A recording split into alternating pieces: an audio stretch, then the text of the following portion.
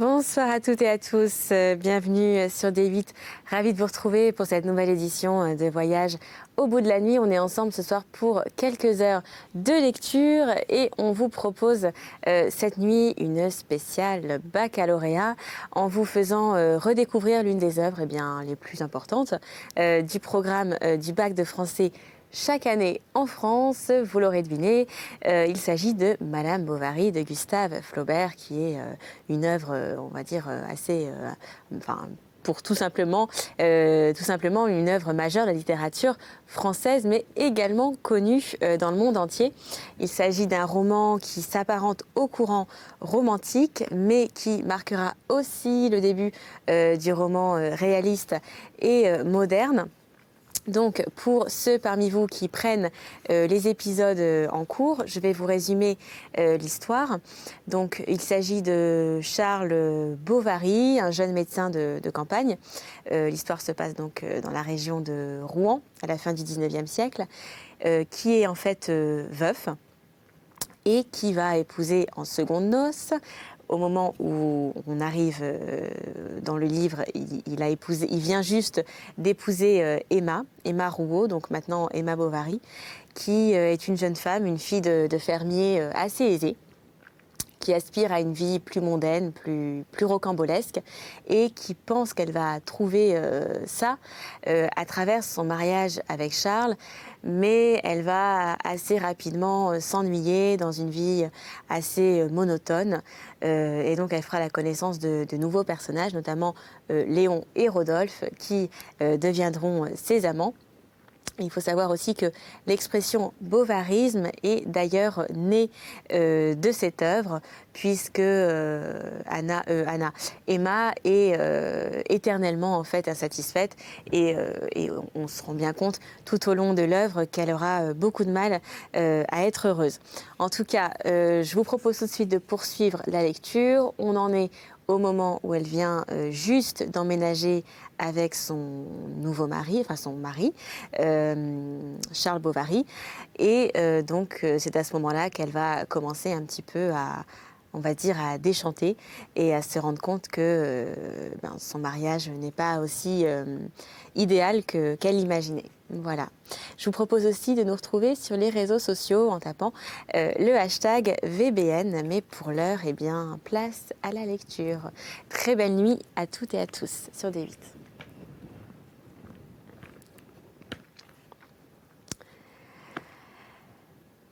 Elle s'occupa les premiers jours à méditer des changements dans sa maison. Elle retira les globes des flambeaux, fit coller des papiers neufs, repeindre l'escalier, faire des bancs dans le jardin. Tout autour du cadran solaire, elle demanda même comment s'y prendre pour avoir un bassin à jet d'eau avec des poissons. Enfin, son mari, sachant qu'elle aimait à se promener en voiture, trouva un boc d'occasion qui, ayant une fois des lanternes neuves et des garde-crottes en cuir piqué, ressembla presque à un tilbury.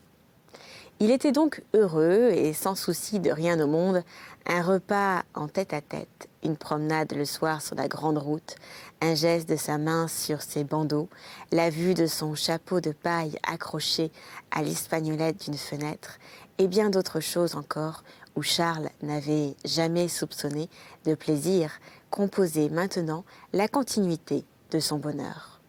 Au lit le matin, et côte à côte sur l'oreiller, il regardait la lumière du soleil passer parmi le duvet de ses joues blondes que couvraient à demi les pattes escalopées de son bonnet. Vu de si près, ses yeux lui paraissaient agrandis, surtout quand elle ouvrait plusieurs fois de suite ses paupières en s'éveillant, noires à l'ombre et bleu foncé au grand jour.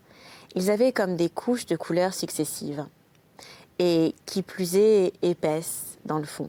Allait en s'éclaircissant vers la surface de l'émail, son œil, à lui, se perdait dans ses profondeurs et il s'y voyait en petit jusqu'aux épaules avec le foulard qui le coiffait et le haut de sa chemise entrouvert. Il se levait. Elle se mettait à la fenêtre pour le voir partir. Et elle restait accoudée sur le bord, entre deux pots de géranium vêtus de son peignoir, qui étaient lâches autour d'elle. Charles, dans la rue, bouclait ses éperons sur la borne.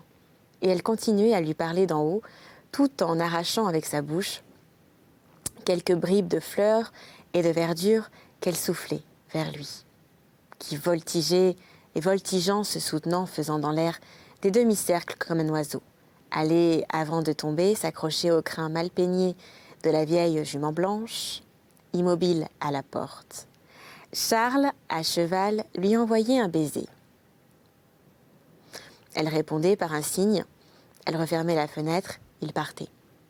Et alors, sur la grande route qui étendait sans en finir son long ruban de poussière, par les chemins creux où les arbres se courbaient en berceaux, dans les sentiers dont les blés lui montaient jusqu'aux genoux, avec le soleil sur ses épaules et l'air du matin à ses narines, le cœur plein des félicités de la nuit, l'esprit tranquille, la chair contente, il s'en allait ruminant son bonheur, comme ceux qui mâchent encore après dîner le goût des truffes qu'ils digèrent. Jusqu'à présent, qu'avait-il eu de bon dans l'existence ? Était-ce son temps de collège où il restait enfermé entre ses hauts murs, seul au milieu de ses camarades plus riches ou plus forts que lui, dans leur classe qu'il faisait rire par son accent, qui se moquait de ses habits et dont les mères venaient au parloir avec des pâtisseries dans leurs manchons. Était-ce plus tard, lorsqu'il étudiait la médecine et n'avait jamais la bourse assez ronde pour payer la contredanse à quelques petites ouvrières qui fut devenue sa maîtresse? Ensuite, il avait vécu pendant 14 mois avec la veuve, dont les pieds dans le lit étaient froids comme des glaçons. Mais à présent, il possédait, pour la vie, cette jolie femme qu'il adorait. L'univers pour lui n'excédait pas le tour soyeux de son jupon, et il se reprochait de ne pas l'aimer. Il avait envie de la revoir, il s'en revenait vite, montait l'escalier, le cœur battant. Emma, dans sa chambre, était à refaire sa toilette. Il arrivait à pas muets, il la baisait dans le dos, elle poussait un cri. Il ne pouvait se retenir de toucher continuellement à son peigne, à ses bagues, à son fichu. Quelquefois, elle lui donnait sur les joues de gros baisers à pleine bouche, ou c'était de petits baisers à la file tout le long de son bras nu, depuis le bout des doigts jusqu'à l'épaule. Elle le repoussait à demi souriante et ennuyée, comme on fait à un enfant qui s'en prend après vous. Avant qu'elle se mariât, elle avait cru avoir de l'amour, mais le bonheur qui aurait dû résulter de cet amour n'était pas venu. Il fallait qu'elle se fût trompée, songeait-elle, et Emma cherchait à savoir ce qu'on entendait au juste dans la vie par les mots de félicité, de passion et d'ivresse, qui lui avaient paru si beaux dans les livres. Elle avait lu Paul et Virginie.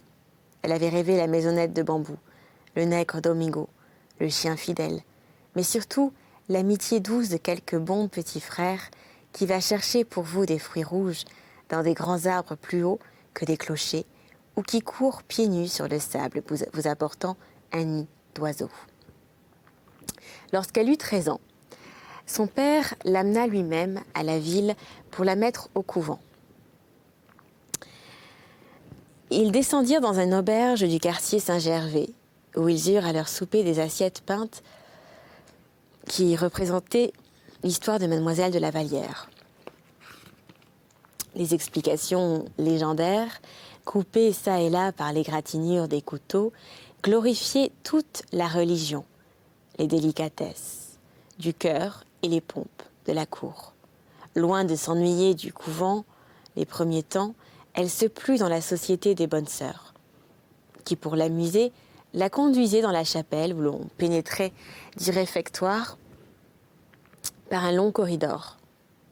Elle jouait fort peu durant les récréations, comprenait bien le catéchisme, et c'est elle qui répondait toujours à monsieur le vicaire dans les questions difficiles. Vivant donc sans jamais sortir de la tiède atmosphère des classes, et parmi ces femmes au teint blanc portant des chapelets à croix de cuivre, elle s'assoupit doucement à la langueur mystique qui s'exhale des parfums de l'autel.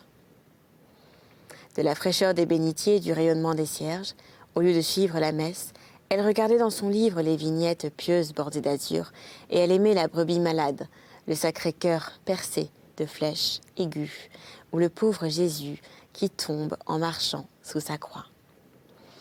Elle essaya, par mortification, de rester tout un jour sans manger. Elle cherchait dans sa tête quelques vœux à accomplir. Quand elle allait à la confesse, elle inventait de petits péchés afin de rester là plus longtemps, à genoux, dans l'ombre, les mains jointes, le visage à la grille sous le chuchotement du prêtre, les comparaisons de fiancés, d'époux, d'amants célestes et de mariages éternels qui reviennent dans les sermons lui soulever au fond de l'âme les douceurs inattendues. Le soir, avant la prière, on faisait dans l'étude une lecture religieuse. C'était, pendant la semaine, quelques résumés d'histoires saintes ou les conférences de l'abbé Frayssinous, et le dimanche, des passages du génie du christianisme par récréation. Comme elle écouta les premières fois, la lamentation sonore des mélancolies romantiques se répétant à tous les échos de la terre et de l'éternité. Si son enfance se fût écoulée dans l'arrière-boutique d'un quartier marchand, elle se serait peut-être ouverte alors aux envahissements lyriques de la nature qui, d'ordinaire, ne nous arrivent que par la traduction des écrivains. Mais elle ne connaissait trop la campagne et elle savait le bêlement des troupeaux, les laitages et les charrues. Habituée aux aspects calmes, elle se tournait au contraire vers les accidentés. Elle n'aimait la mer qu'à cause de ses tempêtes, et la verdure seulement lorsqu'elle était clairsemée parmi les ruines. Il fallait qu'elle pût retirer des choses une sorte de profit personnel, et elle rejetait comme inutile tout ce qui ne contribuait pas à la consommation immédiate de son cœur. Étant de tempérament plus sentimental qu'artiste, cherchant des émotions et non des paysages, il y avait au couvent une vieille fille qui venait tous les mois, pendant 8 jours, travailler à la lingerie. Protégée par l'archevêché comme appartenant à une ancienne famille de gentilshommes ruinés sous la Révolution, elle mangeait au réfectoire à la table des bonnes sœurs et faisait avec elle, après le repas, un petit bout de causette avant de remonter à son ouvrage. Souvent, les pensionnaires s'échappaient de l'étude pour l'aller voir. Elle savait par cœur des chansons galantes du siècle passé qu'elle chantait à demi-voix, tout en poussant son aiguille. Elle contait des histoires, vous apprenait des nouvelles, faisait en ville vos commissions et prêtait aux grandes en cachette quelques romans qu'elle avait toujours dans les poches de son tablier et dont la bonne demoiselle elle-même avalait de longs chapitres dans les intervalles de sa besogne.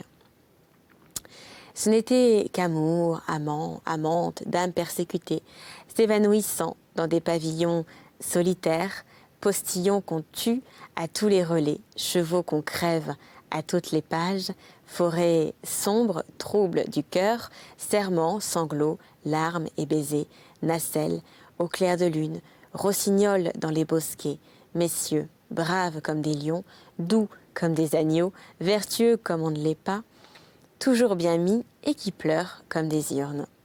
Pendant 6 mois à 15 ans. Emma se graissa donc les mains à cette poussière des vieux cabinets de lecture. Avec Walter Scott, plus tard, elle s'éprit de choses historiques, rêva bahut, salle de garde et ménestrel.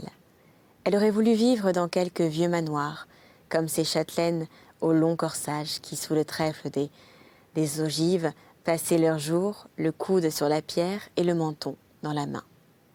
À regarder venir du fond de la campagne un cavalier à plumes blanches qui galope sur un cheval noir.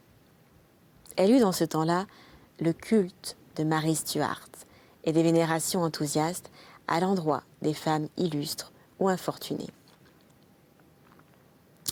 Jeanne d'Arc, Héloïse, Agnès Sorel, la belle Ferronnière et Clémence Isaure, pour elle se détachaient comme des comètes sur l'immensité ténébreuse de l'histoire, où saillissaient encore ça et là, mais plus perdus dans l'ombre et sans aucun rapport entre eux. Saint-Louis, avec son chêne, Bayard mourant, quelques férocités de Louis XI, un peu de Saint-Barthélemy, le panache du Béarnais, et toujours le souvenir des assiettes peintes où Louis XIV était vanté.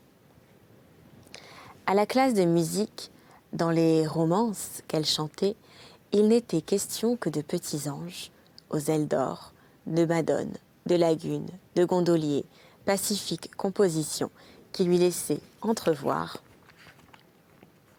à travers la niaiserie du style et les imprudences de la note, l'attirante fantasmagorie des réalités sentimentales. Quelques-unes de ses camarades apportaient au couvent les keepsakes qu'elles avaient reçus en étrenne. Il les fallait cacher. C'était une affaire. On les lisait au dortoir.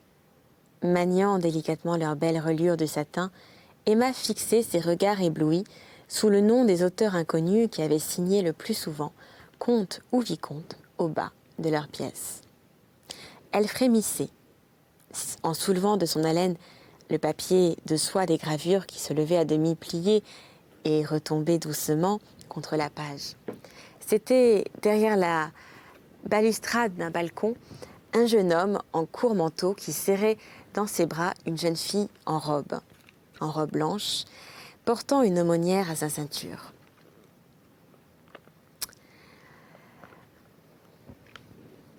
Ou bien les portraits anonymes des ladies anglaises à boucles blondes qui, sous leur chapeau de paille rond, vous regardent avec les grands yeux clairs. On en voyait d'étalés dans des voitures, glissant au milieu des parcs, où un lévrier sautait devant l'attelage que conduisaient au trot deux petits postillons en culotte blanche. D'autres, rêvant sur des sofas près d'un billet décacheté, contemplaient la lune par la fenêtre entr'ouverte, à demi drapée d'un rideau noir. Les naïves, une larme sur la joue, becquetaient une tourterelle à travers les barreaux d'une cage gothique, ou souriant la tête sur l'épaule, effeuillaient une marguerite de leurs doigts pointus. Retroussés comme des souliers à la poulaine. Et vous y étiez aussi sultan à longues pipes, pâmés sous des tonnelles, au bras des bayadères, djaours, sabres turcs, bonnets grecs. Et vous surtout, paysage blafard de contrées dithyrambiques, qui souvent nous montrez à la fois des palmiers, des sapins, des tigres à droite, un lion à gauche, des minarets tartares à l'horizon, au premier plan des ruines romaines, et puis des chameaux accroupis. Le tout encadré d'une forêt vierge bien nettoyée, avec un grand rayon de soleil perpendiculaire tremblotant dans l'eau, où se détachent en écorchures blanches, sur un front d'acier gris, de loin en loin, des cygnes qui nagent. Et l'abat-jour du quinquet, accroché dans la muraille au-dessus de la tête d'Emma, éclairait tous ces tableaux du monde, qui passaient devant elle les uns après les autres, dans le silence du dortoir et au bruit lointain de quelques fiacres attardés qui roulaient encore sur les boulevards. Quand sa mère mourut, elle pleura beaucoup les premiers jours. Elle se fit faire un tableau funèbre avec les cheveux de la défunte et dans une lettre qu'elle envoyait au Berthaud, toute pleine de réflexions tristes. Elle demandait qu'on l'ensevelît plus tard dans le même tombeau. Le bonhomme la crut malade et vint la voir. Emma fut intérieurement satisfaite de se sentir arrivée au premier coup à ce rare idéal des existences pâles, où ne parviennent jamais les cœurs médiocres. Elle se laissa donc glisser dans les méandres lamartiniens, écouta les harpes sur les lacs, tous les chants de cygnes mourants, toutes les chutes de feuilles, les vierges pures qui montent au ciel et la voix de l'Éternel discourant dans les vallons. Elle s'ennuya, n'en voulut point convenir, continua par habitude, ensuite par vanité, et fut enfin surprise de se sentir apaisée et sans plus de tristesse au cœur que de rides sur son front. Les bonnes religieuses qui avaient si bien présumé de sa vocation s'aperçurent avec de grands étonnements que mademoiselle Rouault semblait échapper à leurs soins.